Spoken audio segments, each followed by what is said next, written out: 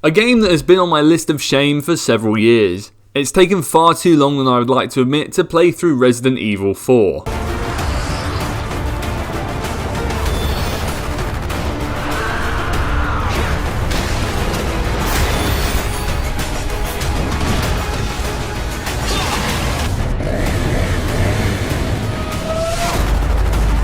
What can be said about the game that really hasn't been said already? A landmark in the history of the medium that reinvented third-person shooter mechanics, redefined the franchise and its approach to action and horror, as well as revelling in its goofy, bizarre and ever-creative world and atmosphere that it crafts over the course of its playtime. The game is set 6 years after the events of Raccoon City. Leon Kennedy, now a federal agent, is sent to a rural part of Spain to rescue the US president's kidnapped daughter Ashley Graham from a sinister cult. This plot alone should give you an idea of what you're in store for tonally with Resident Evil 4. This over-the-top 80s-90s action movie blockbuster influence is a huge shift from the claustrophobic traditional horror influence of the previous mainline entries. However, it delivers in spades due to the game's unashamed and frequently self-referential commitment to its ridiculousness. This sincerity yet winking attitude means the game excels in its thrills and set pieces, as well as increasing the stakes and hitting the player with twists and reveals that never feel unearned or out of place. Luckily, the game seamlessly balances this new gonzo action-heavy narrative with classic Resident Evil horror locations and backstory. The added context to the various events found in notes, files, and purely through visual storytelling add a layer of mystery that shrouds the plot. However, it's the inclusion of the cult antagonists and the mythology and fantastical presence they bring to the story that really helps Resident Evil 4 stand tall. The game delivers one of the thickest and most deliciously engaging atmospheres I've ever played in.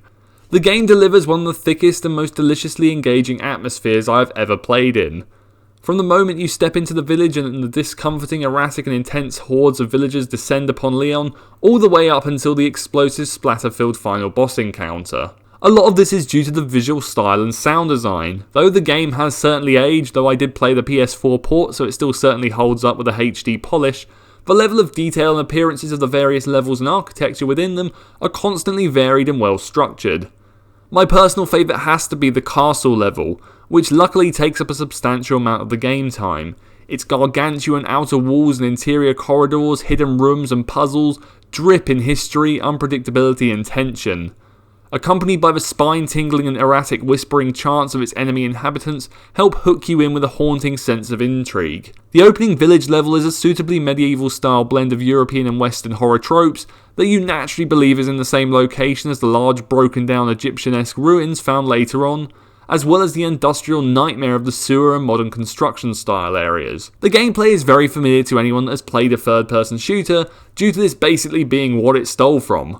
Though it can be undeniably clunky and featuring minor of the era frustrations, such as not being able to reload on the move and the camera still not being completely free moving, it's still incredibly well designed and satisfying and challenging to utilise. The addition of the laser target reticle is arcadey joy, and Leon's powerful karate kicks on the stunned enemies help flesh out the combat.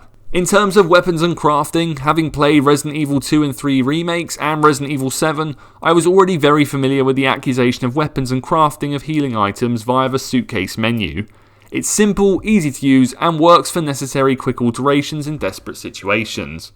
The weapon variety and limited amount you can carry also provides a strong motivation for multiple and varied playthroughs, as well as having to adapt to certain enemy types. The main standout inclusion in terms of character progression and currency is using the now iconic Merchant. A mysterious hooded figure and potentially supernatural figure with a gravelly thick British accent. What are you selling? What are you buying? What is he? Why is he in the middle of Spain? How does he keep appearing everywhere Leon goes? Who knows? All that needs to be said is he fits in perfectly with the world and atmosphere, as well as being a great buy and sell mechanic.